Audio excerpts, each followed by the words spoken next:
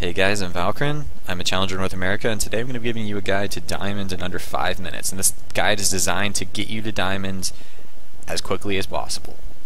First up, these 15 champions are the best at carrying in solo queue. You should learn 5 of them to the best of your ability and spam them in solo queue. Duo queuing is very risky. I don't suggest it. A lot of the times you'll do a queue with people that you don't have synergy with, or they don't take the game as serious as you, and the result is you're less likely to win. And this is all about improving your win rate. You should put your teammates in their strongest roles, and this means you should be using LOL King and LOL Nexus and figure out what your teammates play during Champion Select. And you should fit yourself into the missing role, and that means if no one in your team plays support, your Blitzcrank and Thresh better be freaking good, because you're going to be carrying from support.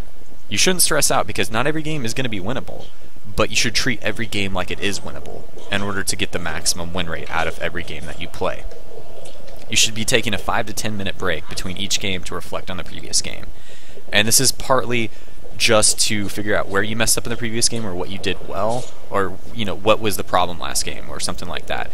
And it also means that you won't be matched up with the previous people that you just played with. And that's a good thing because a lot of the players, there were players that lost on that previous game, and there were players that were on tilt. There was there were probably arguments that went on. You'll get a fresh start, and as a result, your win rate's going to definitely improve. You should be spending a week dissecting every loss and win with your replay system, and this could be when you first start out or when you feel like you went on tilt. It might be boring, but you're going to learn something new every game, and you're going to learn where your weaknesses are. If you're staring at every single mistake you make, you're going to start realizing, wow, I need to start improving in this area, or I need to start looking for help in this area, or I might need to change how I do this aspect of the game. Baron is the easiest way to win or lose a game. If you're winning by a significant amount, you should not risk having it stolen.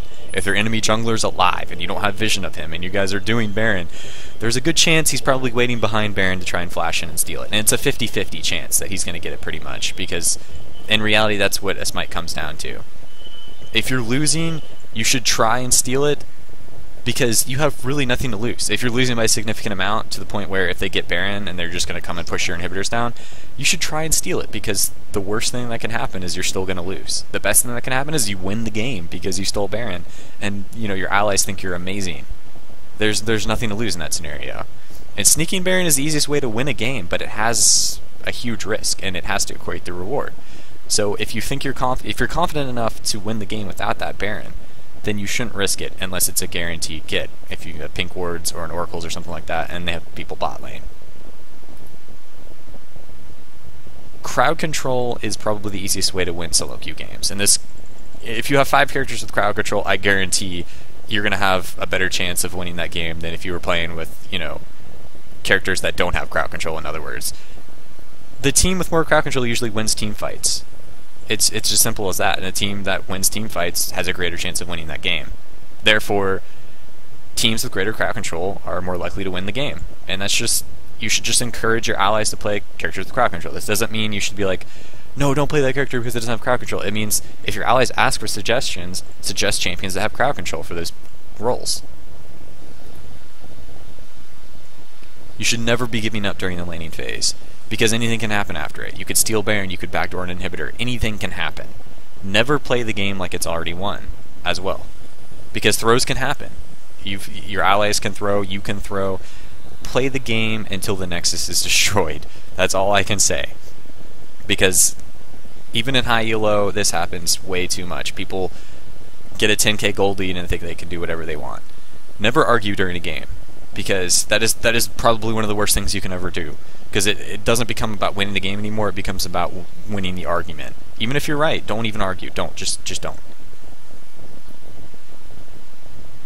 Lane swapping gives your team a huge advantage, and I have a video on that, and you guys should check it out. I'm not going to go too much into it in this video because I have another video designed for that, but you should definitely look into lane swapping if you want to improve your win rate.